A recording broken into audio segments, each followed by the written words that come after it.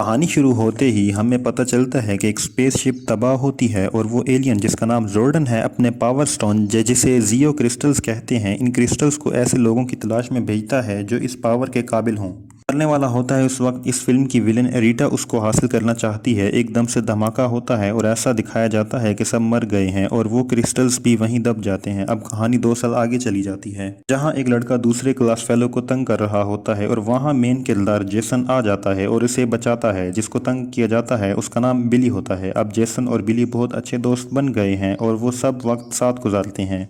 एक रात ये दोनों कैंपिंग करने के लिए एक पुरानी माइनिंग फील्ड में जाते हैं जहां पर उन्हें एक और लड़का और 2 लड़कियां भी मिलती हैं। इन सब को रात के अंधेरे में एक रोशनी दिखाई देती है जिससे ये सब क्यूरियस हो जाते हैं। ये तब देखते हैं कि वहां वही जियो क्रिस्टल्स हैं, लेकिन उनको कुछ मालूम नहीं होता कि ये क्या हैं। अभी देख ही रहे होते हैं कि सिक्योरिटी आ जाती है और ये सब क्रिस्टल्स को लेकर अपने घरों में चले जाते हैं। दूसरी तरफ हम देखते हैं कि मछली पकड़ने वाले कुछ मछलियां पकड़ रहे होते हैं। मछलियों के साथ उन्हें एक औरत की बॉडी भी नजर आती है। ये रीटा की होती है, कहानी के शुरू में जो क्रिस्टल्स हासिल करना चाह रही होती है। अगले दिन जब हम देखते हैं ये सोकर उठते हैं तो इनके अंदर पावर्स आ जाती हैं जो इनकी ताकत और स्पीड बढ़ा देती हैं। इसके अलावा ये सब लंबी लंबी छलांगे भी लगा सकते हैं। इसके अलावा ये सब हैरान होते हैं और फैसला करते हैं कि दोबारा इसी जगह पर जाएंगे। इस सीन में फिशरमैन पुलिस को कंप्लेन करते हैं कि उनको किसी की डेड बॉडी मिली है। तो पुलिसमैन देखता है तो रीटा की बॉडी एकदम से जिंदा हो जाती है और इस पुलिस वाले को मारकर की तरफ रवाना होती है। अब ये तीनों लड़के और लड़कियां अपनी पावर्स को चेक करते हैं और थोड़ी सी ट्रेनिंग करते नजर आते हैं। ये सब के बाद पानी में डूबी हुई एक स्पेसशिप में दाखिल होते हैं जिसे देखकर ये सब हैरान होते हैं और अंदाजा होता है कि जो क्रिस्टल्स इन्हें मिले हैं वो इसी स्पेसशिप का हिस्सा हो सकते हैं। इस सीन में जोर्डन ट्राइस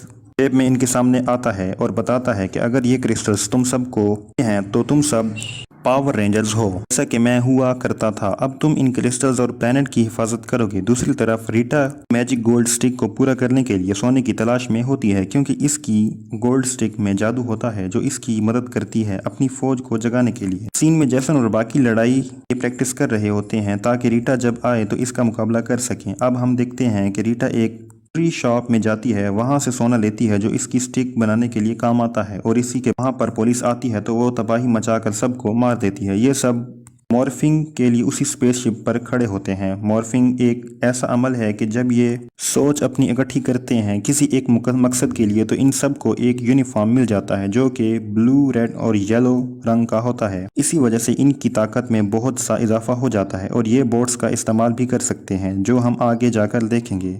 इस सीन में रीटा अपनी फौज को जगा लेती है और एक बहुत बड़ा रोबोट बनाती है। इतनी ही देर में पावर रेंजर्स भी वहां आ जाते हैं और इन सब से लड़ना शुरू कर देते हैं जो कहानी में बहुत अच्छे से दिखाया गया है। यहाँ पर वो सोने का बना हुआ बोट शहर की तरफ चला जाता है और ये तमाम पावर रेंजर्स अपने बोट्स में बैठकर शहर की तरफ जाते हैं कि इसको नुकसान करने से रोका जाए। यहाँ पर ये रेंजर्स अपनी ताकत को इकट्ठा करते हैं और एक बहुत बड़ा रोबोट बना लेते हैं जो बहुत ताकतवर होता है। ये सब मिलकर बहुत अच्छा लड़ते हैं और इसके रोबोट को हरा देते हैं और इसकी तमाम फौज को खत्म कर देते हैं। यहाँ पर नुकसान होता है लेकिन बहुत बड़े नुकसान से बच जाते हैं। इसके बाद सब लोग खुश होते हैं और प्लेनेट की हिफाजत करने का रखते हैं और कहानी यहीं पर खत्म हो जाती है।